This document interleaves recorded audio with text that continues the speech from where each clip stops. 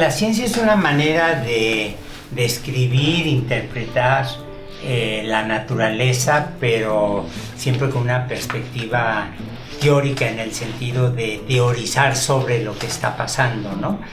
Claramente es un producto de la cultura y lo que yo creo que es interesante es darse cuenta que hay continuidades y discontinuidades en la historia de la ciencia, ¿no?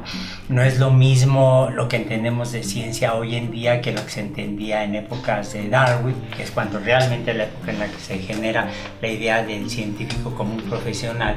Y cuando uno piensa, por ejemplo, en Francesco Reville, que hace los experimentos sobre la supuesta generación espontánea de las moscas, a él le pasaba lo mismo que a Mozart, ¿no? Eran gente que eran empleados de una corte y no estaban haciendo investigación como lo entendemos hoy en día, de tener un grupo con laboratorio, con financiamiento público, sino que eran básicamente a veces dedicados al entretenimiento y diversión de los poderosos, ¿no?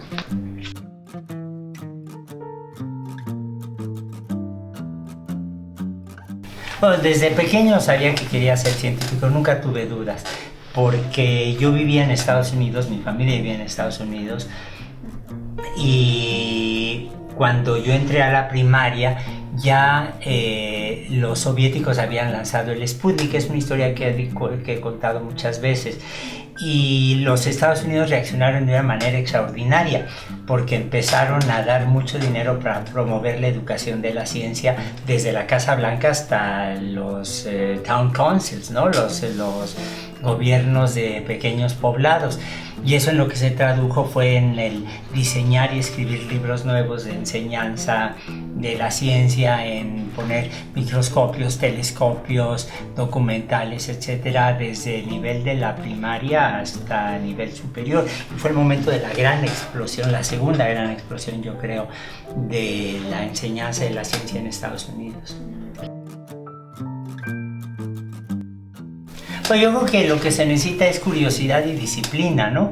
Curiosidad para pensar en los problemas que a uno le interesa resolver. Hay quienes son buenos para las matemáticas, hay quienes que les interesa la química, hay quienes les interesa excavar los sedimentos geológicos, y disciplina en el sentido de que necesita uno aprender los conceptos básicos, las herramientas teóricas y prácticas de cada subdisciplina, ¿no?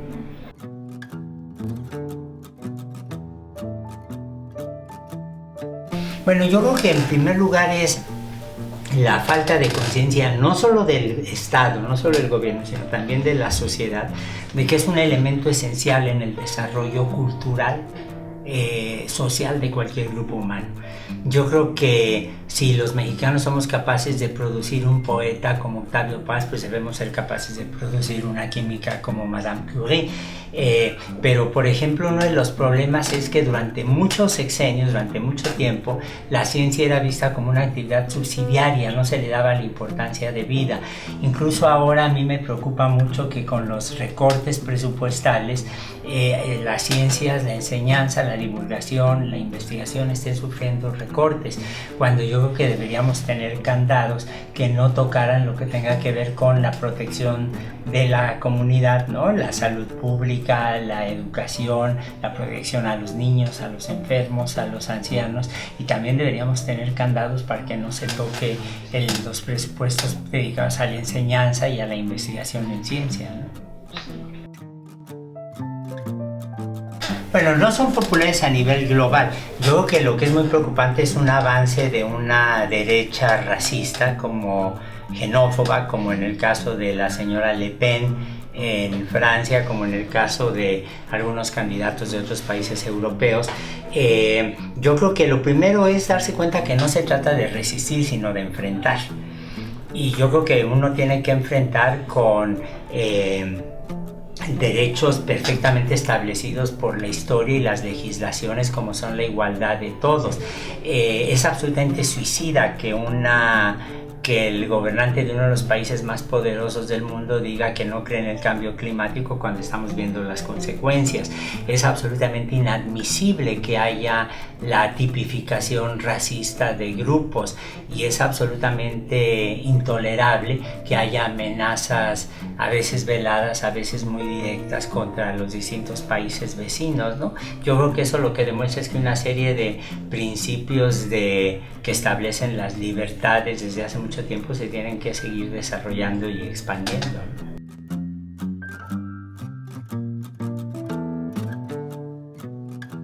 Bueno, México es un país que tiene donde la población tiene una edad promedio muy baja.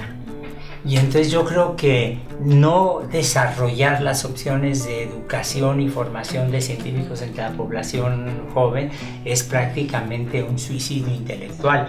Yo no me gusta hacer predicciones porque las predicciones suelen ser caricaturas del presente, pero lo que sí tengo perfectamente claro es que a todos esos jóvenes, muchos de los cuales se interesan en ciencia, el país les tiene que dar una respuesta, una solución, ¿no? Bueno, la evolución es la teoría central de las ciencias de la vida. Entonces, yo creo que cuando la única manera que tenemos para explicar la extraordinaria diversidad pasada y presente de la biología es con la teoría de la evolución.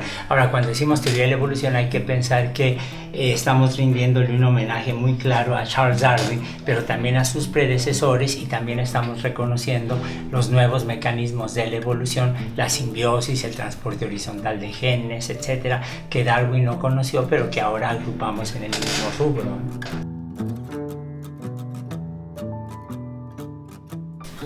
Bueno, yo creo que de entrada uno de los problemas fascinantes es que me obligó a tratar de ver cómo podemos definir la vida, y creo que no va a haber una definición única en el sentido de cómo define uno un número imaginario o una infracción de tránsito, pero ciertamente sí llega uno a ver cuáles son los rasgos típicos de los seres vivos. Y Oparin lo dijo en 1924, siendo un bioquímico muy joven. Él dijo: lo extraordinario de los seres vivos es que tienen al mismo tiempo propiedades que encontramos de manera independiente en sistemas no vivos. Entonces la pregunta es saber cómo fue que se dio esa conjunción, ¿no? Bueno, yo creo que lo que están haciendo de divulgación de la ciencia es absolutamente extraordinario y es un acto muy generoso. Pero yo creo que, por ejemplo, cuando uno ve cómo de manera inclemente se quieren tumbar árboles o se contrabandean fósiles, algo así, yo creo que allí también uno tiene una responsabilidad como individuos y como estudiantes o profesores de ciencias, ¿no?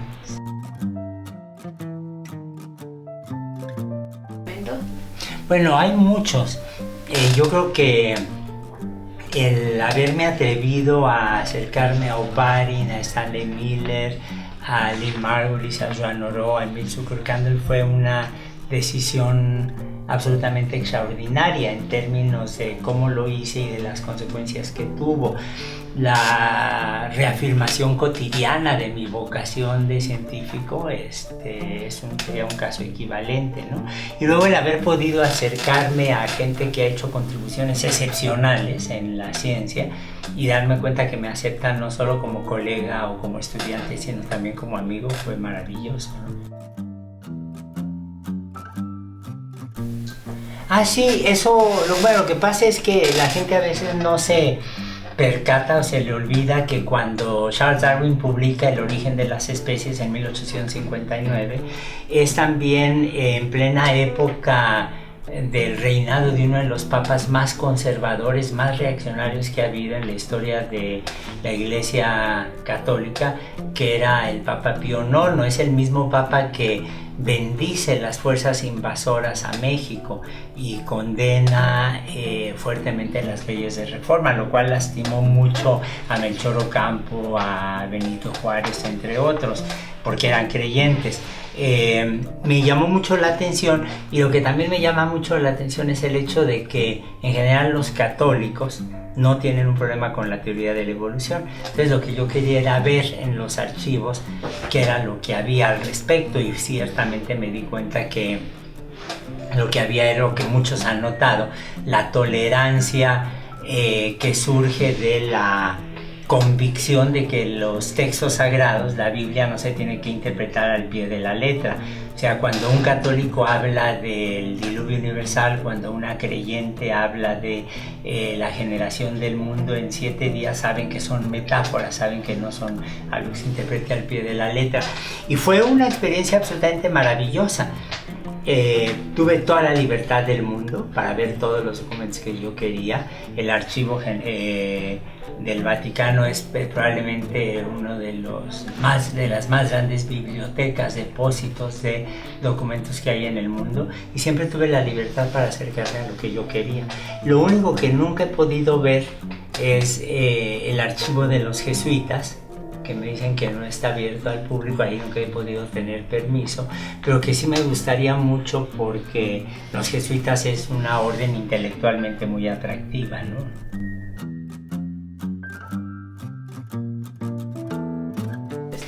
Que sigan con su vocación. Yo creo que uno tiene que responder a la curiosidad natural que uno siente por un cierto tema, por un cierto campo, por un cierto problema, y entonces en función de esa respuesta uno tiene que buscar la formación adecuada, ¿no?